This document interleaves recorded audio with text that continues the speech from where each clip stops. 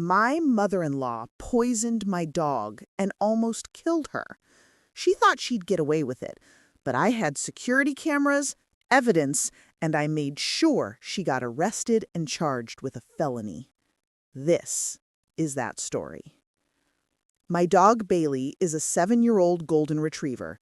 I've had her since she was a puppy, long before I met my husband Tom. She's my best friend, my emotional support, and honestly, one of the best parts of my life. When Tom and I got married 3 years ago, he loved Bailey just as much as I did. But his mother, Linda, she hated my dog from the very first day. And 6 months ago, that hatred turned into something evil. She tried to kill Bailey, and I made absolutely sure she paid for it. Linda is one of those nightmare mother-in-laws you hear horror stories about. She never thought any woman was good enough for her precious son. When Tom told her we were getting engaged, she actually cried and begged him to reconsider. At our wedding, she wore white, literally showed up in a white dress to my wedding. During her toast, she spent the entire time talking about Tom's ex-girlfriends and how wonderful they all were. She made it crystal clear she would never accept me as part of the family. But her hatred for Bailey was even worse. Linda claimed she was allergic to dogs, which was complete nonsense because she grew up with multiple dogs as a kid. She said Bailey was dirty and badly trained, even though Bailey was incredibly well-behaved and professionally groomed every month. The real reason she hated Bailey? Because Bailey was mine from before Tom. Linda couldn't stand that there was something in my life that didn't center around her son or require her approval. Every single time Linda visited our house, she complained about Bailey. She'd demand we lock her outside or put her in another room. She'd make these disgusted faces if Bailey came anywhere near her. She told Tom over and over that we should get rid of the dog now that we were married, like Bailey was just some object I could throw away. Tom always defended both of us, which only made Linda resent me more. 6 months ago, Linda called asking if she could drop off some old furniture she thought we might want. Tom was at work, but I said, fine, come over. She showed up with her car packed full of stuff we absolutely didn't need, but I helped her unload it anyway to be polite. The whole time, she made passive-aggressive comments about our house, my cooking, my job, everything she could think of to criticize. Bailey was in the backyard like she always was during the day. At one point, Linda said she wanted to see our garden and went outside. I was moving boxes in the garage and didn't think anything of it. She was out there maybe 5 minutes. When she came back in, she left pretty quickly after that. Everything seemed normal. That evening, Bailey started acting really strange. She wouldn't eat her dinner, which was completely unusual because she loved food. She seemed exhausted and kept lying down in weird positions like she was uncomfortable. By midnight, she was vomiting and couldn't stand up properly. I panicked, woke Tom up, and we rushed her to the emergency vet hospital. The vet ran a bunch of tests and then told me something that made my heart stop. Bailey had been poisoned. Specifically, she'd ingested a large amount of antifreeze, which is extremely toxic to dogs. The vet said if we had waited even a few more hours, Bailey would have died. They had to keep her for 3 days on IV fluids and intensive care treatment. The bill came to over $4,000, but I didn't care about money. I just needed my dog to survive. Sitting in that vet office at 2 in the morning, I tried to figure out how this could have happened. We didn't keep antifreeze anywhere Bailey could possibly access it. Our garage was always locked. And then it hit me like a punch to the stomach. Linda had been alone in our backyard. Linda, who hated Bailey with a passion. Linda, who'd been wanting her gone since the day we got married. As soon as we got home from the vet, I grabbed a flashlight and went straight to the backyard. Near the back fence, I found Bailey's water bowl. I'd filled it with fresh water that morning, but now it had this weird sweet smell and an oily film floating on top. Antifreeze has a sweet taste, which is exactly why dogs will drink it without knowing it's poison. I carefully poured the contaminated water into a plastic container and sealed it. Then I remembered our security cameras. We had one that faced the driveway and had a partial view into the backyard. I pulled up the footage from Linda's visit and watched it frame by frame. And there it was, clear as day. Linda walking into the backyard, carrying her purse. She looked around like she was checking if anyone was watching. Then she knelt down next to Bailey's water bowl, pulled out a small bottle from her purse, and poured something directly into the water. She stood back up, looked around again nervously, and walked back toward the house. The whole thing took maybe 30 seconds. I felt physically sick watching it. My husband's mother had deliberately attempted to murder my dog. Not just scare her or hurt her, actually kill her. If we hadn't rushed Bailey to the emergency vet when we did, she would have died a slow, agonizing death, and Linda would have pretended to be sad while secretly celebrating that she'd finally gotten rid of the dog she hated.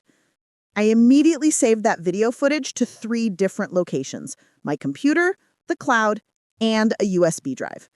Then I called the vet back and asked if they could test the water sample I'd collected from Bailey's bowl. They said absolutely, and they also told me I should contact the police because intentionally poisoning someone's animal is a serious crime in our state. But first, I had to tell Tom, this was his mother. How do you tell your husband that his own mom just tried to kill your dog? I was terrified of how he'd react, but I showed him the security video. I showed him the contaminated water bowl. I explained everything the vet had said about the antifreeze poisoning and how close Bailey came to dying.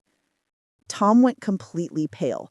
He watched that video 3 times without saying a single word. Then he just started crying.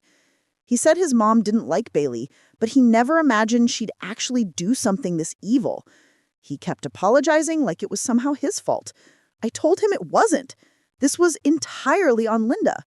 But I also told him I was going to the police, and I needed to know right now if he would support me, or if he was going to defend his mother.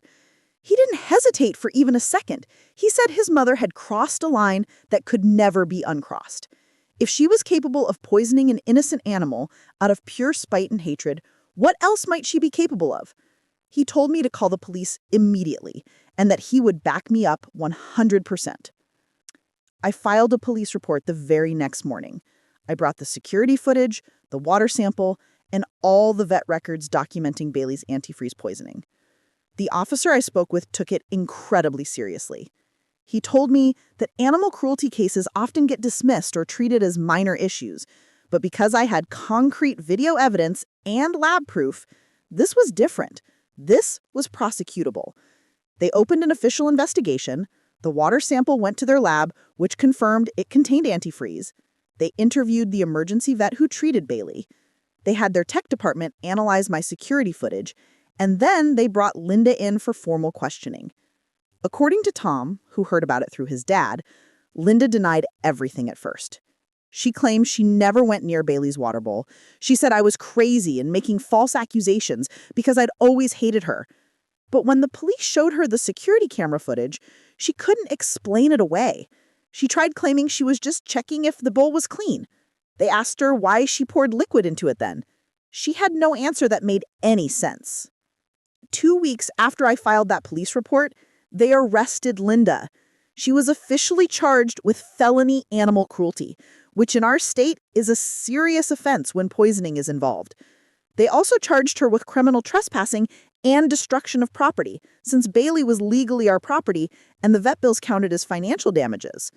Tom's dad called us absolutely furious, but he wasn't mad at Linda for what she did. He was mad at us for getting her arrested. He said we were destroying the family over a dog. Tom told his dad that his wife had attempted to murder a member of our family out of pure spite and hatred, and that she was lucky we weren't filing a civil lawsuit on top of the criminal charges. His dad hung up on him. Linda hired a lawyer who tried to get the charges dropped.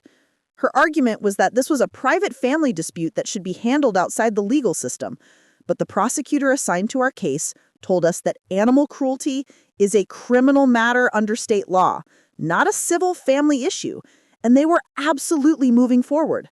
Linda was facing up to 3 years in prison if convicted at trial. Then something unexpected happened. Linda's arrest became part of the public record, and somehow it got picked up by our local news station. It was a slow news week, and apparently the story of a woman poisoning her daughter-in-law's dog out of pure spite and hatred was interesting enough to run. Linda's full name and mugshot were published online and shown on television. Her friends found out. Her neighbors found out. People from her church found out. Her employer, a dental office where she worked part-time as a receptionist, found out. They fired her immediately because they didn't want someone facing animal cruelty charges representing their business. Tom's extended family completely split over this. Half of them thought we had gone way too far and should have just handled it privately within the family. The other half said Linda had always been controlling, manipulative, and toxic, and she'd finally pushed things too far. Tom's younger sister actually called me personally to apologize for her mother's actions. Eventually, Linda's lawyer contacted us about a plea deal. Linda would plead guilty to a reduced misdemeanor charge, pay full restitution for all of Bailey's vet bills, complete mandatory anger management counseling, perform 200 hours of community service, and accept a permanent restraining order preventing her from coming within 500 feet of us or Bailey.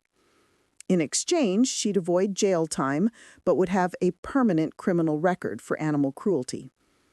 We accepted the deal. I didn't want to drag this through a long trial, and honestly, I just wanted it to be over. The restraining order was the most important part to me. I never wanted to see Linda again for the rest of my life. Bailey made a complete recovery. She's healthy, happy, and has no idea how close she came to dying that day. We've since moved to a new house in a different neighborhood, partly for a fresh start, and partly to put more physical distance between us and Tom's family. Tom's relationship with his parents is essentially over now. His dad still blames us for Linda's arrest and refuses to speak to either of us. Linda occasionally tries sending messages through other family members, usually playing the victim and claiming we massively overreacted. We ignore every single one. Some people have told me I went too far, that I should have just confronted Linda directly or simply cut her out of our lives without involving the police. But here's how I see it. Linda deliberately attempted to kill an innocent animal because she didn't like me. She poured poison into my dog's water bowl, knowing Bailey would drink it and die painfully. That's not mean or petty. That's evil. That's criminal. And people who commit evil acts need to face real consequences. I didn't ruin Linda's life. She ruined it herself the moment she decided to poison my dog. I just made absolutely sure she didn't get away with it. Bailey is sleeping next to me right now as I record this. She's alive because we acted fast and because I refused to let Linda's cruelty go unpunished. If this story got you, hit that subscribe button.